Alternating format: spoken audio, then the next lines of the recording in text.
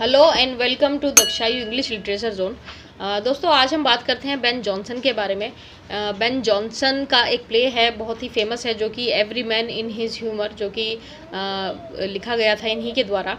तो उस प्ले के बारे में बाद में बात करते हैं। पहले हम बेन जॉनसन को थोड़ा डिस्कस करते हैं, उनके बारे में, वो क्या थे, उनका कब बॉर्न हुए, उनके क्या क्या वर्क थे।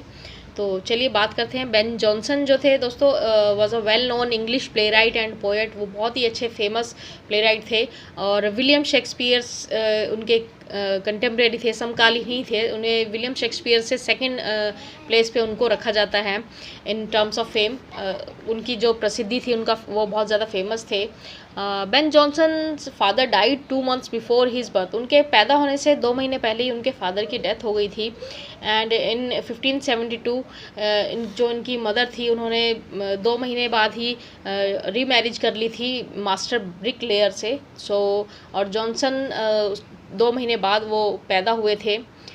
बेन जॉनसन की जो स्कूलिंग हुई थी वो वेस्टमिनिस्टर स्कूल से हुई थी, उनकी जो स्कूलिंग थी। और वहीं पे विलियम कैमेडन नाम के एक शख्स से वो बहुत सी ज़्यादा इंस्पायर थे। उन्होंने इसके लिए कहा भी है, विलियम कैमेडन के लिए, दैट जो भी मैं कुछ हूँ, वो उन्होंने इस चीज़ को ओड किया है, इस चीज़ को माना है, that everything that I am in arts all of because of him. वो इस बात को कहते हैं।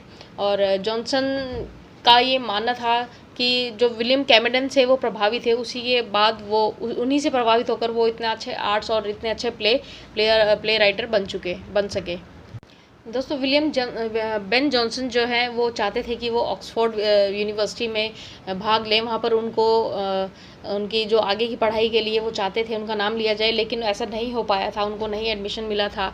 और अनफॉर्चुनेटली वो फिर ईंट बनाने के व्यापार में उन्होंने एक असफल प्रयास किया, उसमें भी वो सफल नहीं हो पाए थे। बड़ा मजबूर वो उस टाइम हो गए थे। फिर उन्होंने वहाँ पर नीदरलैंड, बेल्जियम और लग्जमबर्ग के बाद बहुत सारे देशों में उन्होंने मिलिट्री ज्वाइन की। मिलिट्री में उन्होंने अपनी सर्विस दी है। मिलिट्री के बाद उन्होंने 1594 में उनकी शादी हुई थी एनी लुइस के नाम से। एनी लुइस जो है उनकी पत्नी के नाम से जानी गई वहाँ पर। और जॉनसन जो है अपनी सैन्य सेवा समाप्त करने के बाद तुरंत उन्होंने थिएटर की दुनिया में कदम रख दिया था। थिएटर उन्होंने उस टाइम स्टार्ट कर दिया था और उन्होंने एक बहुत ही अच्छे एक्टर के रूप में काम किया है। और 1597 में एक बहुत ही कॉन्स्पिरेटरी था, द आइल ऑफ डॉग्स। इसके लिए उन्हें इम्प्रिजनमेंट भी दिया गया कुछ टाइम के लिए, क्योंकि ये उनके नाम पर था, नहीं था, ऐसी कोई कॉपी वगैरह नहीं मिली थी, इसलिए उन्हें इम्प्रिजनमेंट भी रखा गया। उसके बाद 1598 में man in his humour publish हुआ और इसमें ज़्यादातर लैटिन कॉमेडी डाली गई। इंग्लिश थिएटर में लैटिन कॉमेडी के साथ ये प्ले आया, जो कि इस प्ले से बेन जॉनसन को बहुत ज़्यादा फेम मिला।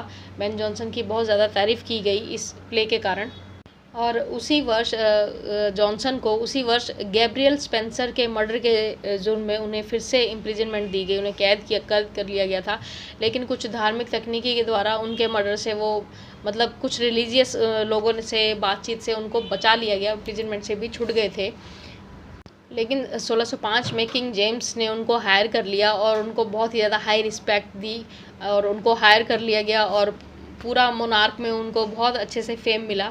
उसके बाद जब ये प्ले आया, the every man in his humour, उसमें शेक्सपियर इससे बहुत ज़्यादा इंस्पायर हुए और शेक्सपियर ने खुद इसमें एक कैरेक्टर है नोवेल की भूमिका निभाई शेक्सपियर ने। और ये इस नाटक को खूब सराहा गया और ये जल्दी ही प्रकाशित हो गया, इसको पब्लिश भी किया गया। 1642 तक थिएटर जब तक बंद नहीं हुए, इंग्लिश थिएटर, तब तक ये प्ले वहाँ पर खूब चला गया है।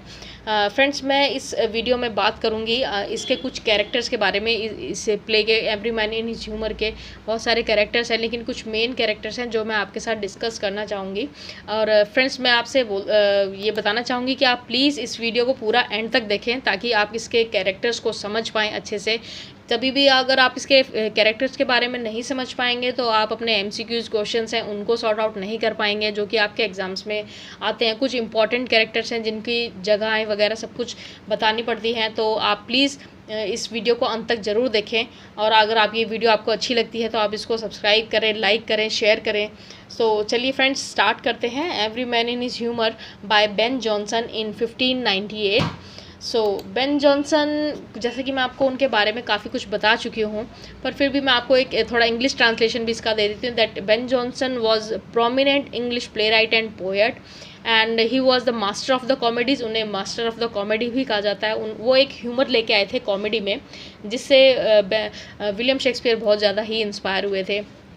और वो कंटेम्प्रेरी तो थे ही शेक्सपियर के, क्रिस्टोफर मार्लो के, थॉमस किड के। और जॉनसन जो उन्हें एजुकेशन थी उनकी वेस्टमिनिस्टर से मिली थी, वेस्टमिनिस्टर स्कूल से उनकी हुई थी स्कूलिंग। और वो ऑक्सफोर्ड यूनिवर्सिटी जाना चाहते थे, लेकिन किसी कारण से वो मना हो गई थी। Then he took to military services in Netherland, Belgium and Luxembourg. So please आप इन जगहों के नाम ज़रूर याद रखें, क्योंकि आपको ये जगहें शॉर्ट क्वेश्चंस में, MCQs में पूछी जाती हैं। इसलिए मैं आपसे कहती हूँ आप वीडियोज़ को पूरा एंड तक देखा करें, ताकि आपको सारे कैरेक्टर, सारे फैक्ट्स के बारे में नॉलेज हो। इनके जो कैरेक्टर्स हैं every man in his humour के, इसमें इतना ह्यूमर क्रिएट हुआ है क्योंकि इसमें इतने सारे कैरेक्टर्स हैं जो एक दूसरे के कभी डाउट्स में होते हैं। एक्चुअली बेन जॉनसन जो चाहते थे कि जब मैं ये प्ले करूँ थिएटर में, तो वो अपनी ऑडियंस को इतना खुश करना चाहते थे कि उनके सारे जितने भी स्ट्रेस है वो स्ट्रेस आउट हो जाए। और एक बच्चा जैसे एकदम हंसता है, खिलखिलाता है और अपना स्ट्रेस आउट कर लेता है, बिल्कुल ओरिजिनल हंसाना चाहते थे। वो नहीं चाहते थे कि मेरी कोई भी ऑडियंस बिना हंसे मेरा प्ले छोड़ कर जाए या देखे। तो उन्होंने पूरी भरपूर कोशिश करी है अपने प्ले को आगे बढ़ाने की और पब्लिक को खुश करने की। इसका जो पहला कैरेक्टर है वो नॉवल है। नॉवल के नाम से जो है इसमें शेक्सपियर ने, जैसे कि मैंने आपको बताया, एक्ट भी किया था। और ये इसमें इन्होंने नॉवल ने एक फादर का रोल किया है। और नॉवल के बेटे होते हैं एडवर्ड। इन नॉवल का सन होता है। उसके बाद कैरेक्टर आते हैं ब्रेन वॉर्म इसमें नॉवल के सर्वेंट बने हैं, जो उनके लिए सारे काम करते हैं। दोस्तों ये ब्रेन वॉर्म जो है बहुत ही इंटरेस्टिंग कैरेक्टर है इस प्ले में। इसने बीच बीच में काफ़ी जगह पर बहुत सारे रोल प्ले किए हैं, अपना भेस बदला है और प्ले को एक ह्यूमर दिया है। उसके बाद बात करें तो एक कैरेक्टर आता है स्टीफन भी इसमें एक अच्छा कैरेक्टर है। वो एडवर्ड का कज़न होता है और इस कज़न का ही फ्रेंड होता है वेलब्रेड जो होता है वो एडवर्ड का ही फ्रेंड होता है। तो इसमें काफ़ी रोमांच है, काफ़ी अच्छी कहानी है ये, अगर आप इसको पूरा वीडियो देखेंगे। अभी इस वीडियो में तो मैं आपको सिर्फ कैरेक्टर ही डिस्कस करूँगी, वो भी कुछ ये मेन कैरेक्टर्स हैं। बाकी इसका पूरा मैं नेक्स्ट वीडियो में ज़रूर बनाऊँगी, इस पूरा प्ले के बारे में पूरी हिंदी समरी में आप अच्छे से समझ पाएंगे। तो इसके और जो कैरेक्टर्स हैं वो है मैथ्यू और बॉबाडिल जो कि कैप्टन है। बॉबाडिल और मैथ्यू भी फ्रेंड दिखाए गए हैं इसमें। उसके बाद है डाउनराइट जो होते हैं वो वेलब्रेड, जो मैंने आपको पहले बताया, वेलब्रेड का स्टेप ब्रदर है, यानी कि सौतेला भाई है। और उसके बाद है काइटली एक बिजनेसमैन होता है, कपड़े का बिज़नेस करता है, जिसका बिज़नेस का सारा कैश जो संभालता है वो कैश नाम से ही कैरेक्टर है इसमें, जो काइटली का कैशियर है। काइटली की वाइफ है डेम काइटली, और काइटली की ही सिस्टर है ब्रिजेट, जो कि उसकी सिस्टर है। उसके बाद है इसमें कॉब। तो ये कुछ इसके मेन कैरेक्टर्स हैं जो इस पूरी प्ले को आगे लेकर जाते हैं और एक ह्यूमर क्रिएट करते हैं इसमें। तो दोस्तों नेक्स्ट वीडियो में बात करते हैं इस प्ले के बारे में। तब तक के लिए आप इस वीडियो को, अगर ये आपको अच्छी लगी है तो ज़रूर इसे शेयर करें। और मैं हमेशा आपको अपने वीडियो के डिस्क्रिप्शन में कुछ ना कुछ शॉर्ट नोट्स, शॉर्ट क्वेश्चंस ज़रूर डालती हूँ। तो आप जब भी मेरी वीडियो देखें तो आप प्लीज़ डिस्क्रिप्शन बॉक्स में ज़रूर जाया कीजिए। डिस्क्रिप्शन में आपको कोई ना कोई शॉर्ट नोट्स ज़रूर मिलता है, जो कि आपके एग्ज़ाम के लिए, आप कोई भी एग्ज़ाम प्रिपेयर कर रहे हैं, TGT, PGT, JRF, नेट के लिए, ये आपको हेल्पफुल होगा। वो नोट से आपको रेफरेंस मिल जाती है। मैं बड़ी मेहनत से ये वीडियोस बनाती हूँ, तो आप प्लीज़ इन्हें सराहें और सब्सक्राइब करें, ताकि अब मेरी नेक्स्ट अपडेटेड वीडियोस आपको मिलती रहें। Thank you for watching. Thank you so much. Take care.